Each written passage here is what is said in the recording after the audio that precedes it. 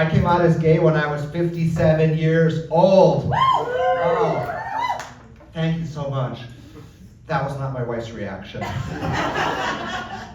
you know, she wasn't the only one. I had to come out to my kids. They were teenagers. They already didn't like me. I was nervous. I was like, kids, daddy's gay.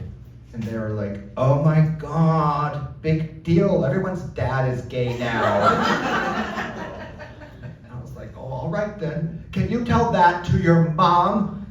And then I'm like, you know, well, let me tell you what this journey has been like for me, okay? Learning how to be gay as a senior citizen.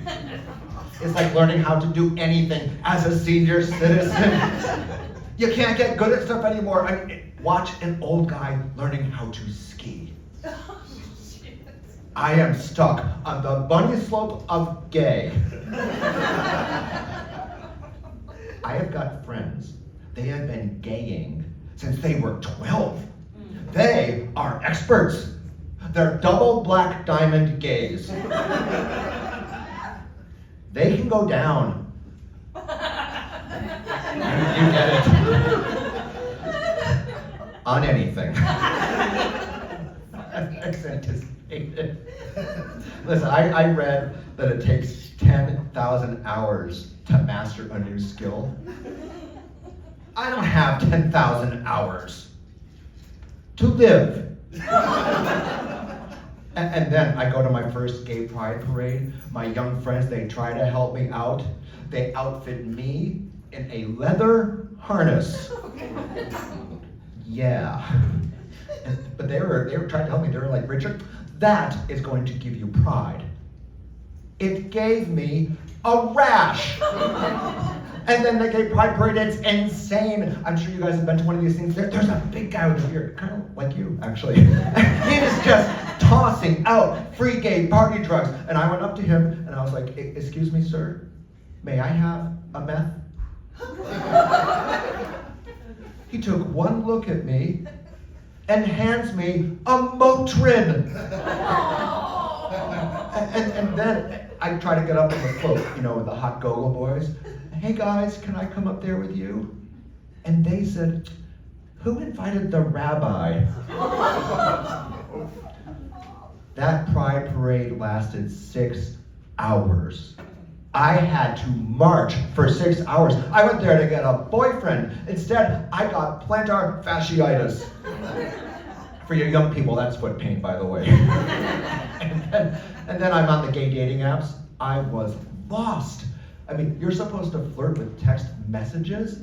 That's for young people. This young guy, he hits me up with his opening line. What's up? Interest rates? So I sent him a great article from The Economist.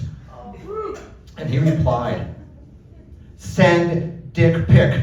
I was like, what?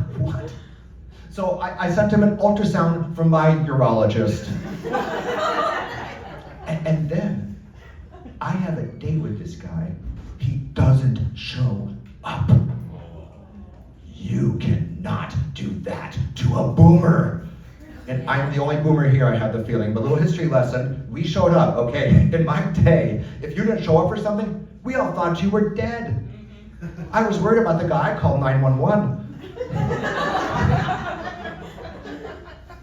What's your emergency? My date never showed up. Sir, you were ghosted. Ghosted? So he is dead. And gay sex, I was so freaked out. I'd never done it. So I went to a sex therapist and I asked the guy, doesn't it hurt? And he tells me, you just gotta learn to relax the muscles down there. Use the same techniques you do when you go to the bathroom. So during gay sex, I should be reading the newspaper? And we arrive at gay porn. What a world, right? I mean, well, I should say right, I shouldn't make any assumptions here. What a world for me, okay? And there's a genre in gay porn where old guys like me are having sex with hot young guys.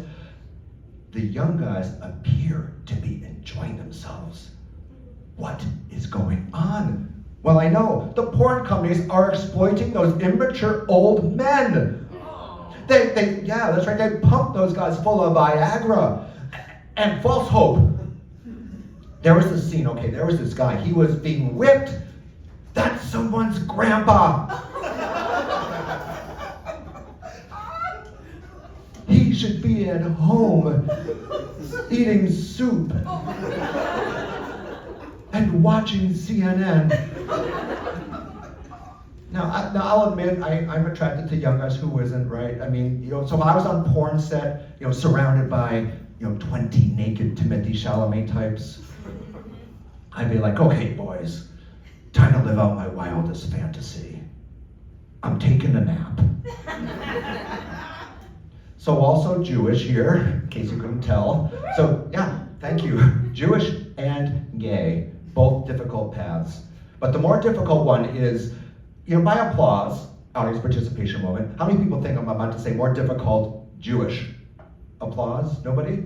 How many people think I'm about to, yeah, thank you. How many people think I'm about to say more difficult gay? All right, well, it's Jewish. Because as a gay guy, listen, I can pass for straight. I did it for 57 years. But this, never gonna pass for Protestant. I mean, I've got the look, the Jewish look, we've all got it. I mean, when I'm back home in Brooklyn, anyone there can open up my phone with Face ID. And there's a reason for the Jewish look. We all descend from the same village in Eastern Europe, 1,000 years ago. 300 Jews in the entire world, all in this village. Every one of those villagers, balding, nearsighted, and pre-med. And then 1,000 years go by. Jews marry Jews, and Jews marry Jews. And in the end of all that, what do you get? Bernie Sanders. So this is conspiracy theory that Jews control the porn industry? Come on. It's enough already. We don't do that, okay? We're not in the porn videos, it's obvious, right? Go on Pornhub, search Jewish, no Jewish porn. You're never gonna get a legit Jewish porn title. You're never gonna get matzo ballers. Or a Hey Blue. It gets worse. And here it comes, Schindler's List.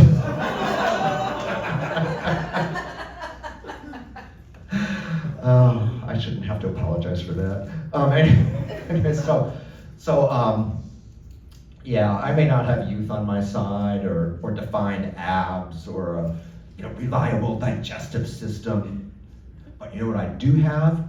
A 401k. Thank you, that is exactly how I feel about it.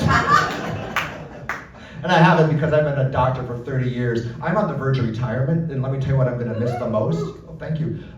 It's my white lab coat. I know it's not obvious, but listen, it's instant respect. Hospital pharmacy, in my lab coat.